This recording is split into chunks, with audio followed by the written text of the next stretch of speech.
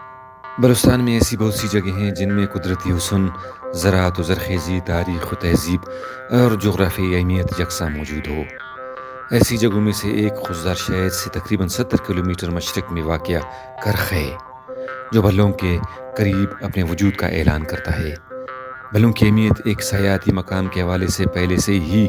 بہت زیادہ تھی، لیکن جب پیر عمر کے چشمے خشک ہو گئے تو خضدار کی سیاحت کو آکسیجن فراہم کرنے کا کام بھلوں کرنے لگا ہے۔ بیضوی شکل کی یہ وادی اپنی ایک تاریخ بھی رکھتی ہے، اور مورخین کے مطابق ایک مرتبہ اس پرفضا مقام پہ رقص و سرور کی محفل حاکم وقت نے سجا رکھی تھی، اور جوش اس قدر بڑھا کہ ہمسایہ بادشاہ کے مخالفین کے خلاف بھی کچھ الفاظ کہے گئے۔ چلتے چلتے یہ الفاظ اس مخالف بادشاہ کے قانون تک پہنچ گئے جن کے خلاف یہ باتیں کہی گئی تھی،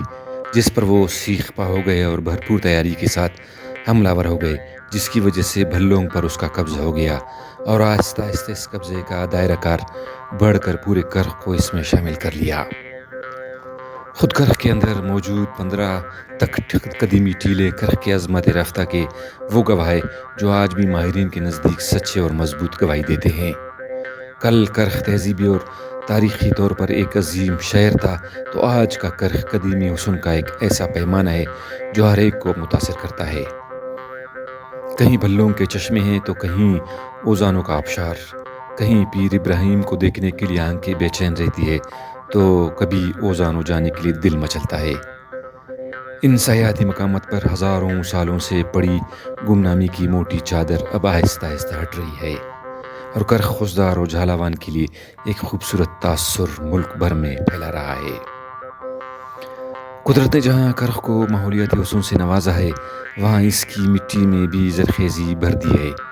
گندم، چاول، آم اور رسیلے موسمی پھلوں کے ساتھ ساتھ میٹھی کھجوریں کرخ کو زراعت میں ایک اونچا مقام دیتے ہیں۔ کرخ کا جغرافیہ بھی اس کی عظمت میں اضافے کا سبب بنتا جا رہا ہے۔ پاک چائنا اقتصادی راہداری کے منصوبے CPA کے تحت گزرنے والی شاہراہ M8 کرخ سے ہو کر گزرتی ہے، جبکہ کوئی کردر جو سندھ اور بلوچستان کے درمیان مینار محبت کا درجہ رکھتا ہے، کرخ کے ذریعے ہی سندھ اور خراسان کے حدوں کا تعین کرتا ہے۔ سندھ کے ساتھ سرحدی ملاپ کرخ کو ایک سرحدی شہر ہونے کا اعزاز بخشتا ہے، جس کا سماجی اثر کرخ میں جہاں طرز حیات سے نمایاں ہوتا ہے، وہاں بیک وقت سندھی اور براہوی زبانوں میں گفتگو کا رائج ہونا بھی کسی حقیقت کی دلیل ہے۔ کرخ کے خوبصورت چھوٹے مگر صاف بازار میں ضرورت زندگی کی تقریباً ہر چیز میسر ہے، اور اس بازار کی ایک خصوصیت یہ بھی ہے کہ تمام تر حالات سے قطع نظر یہ دوپہر 2 بجے سے شام 4 بجے تک بند رہتا ہے، اور یہ سب کچھ ایک روایت کے مطابق ہوتا چلا آ رہا ہے۔ کرخ میں خواندگی کا تناسب بہت زیادہ ہے، اور یہاں کے لوگوں کی تعلیمی تاریخ بھی بہت پرانی ہے، جس کی بنیاد جھلمکسی سے چلتی ہے، اور جس کا سہرا عظیم بلوچ قائد نواب یوسف عزیز مکسی کے سر جاتا ہے، جنہوں نے یہاں کے لوگوں کو نہ صرف تعلیم حاصل کرنے میں حوصلہ افزائی کی بلکہ مالی امداد کے ساتھ دیگر سہولتیں فراہم کر کے ہر طرح ان کی مدد کی۔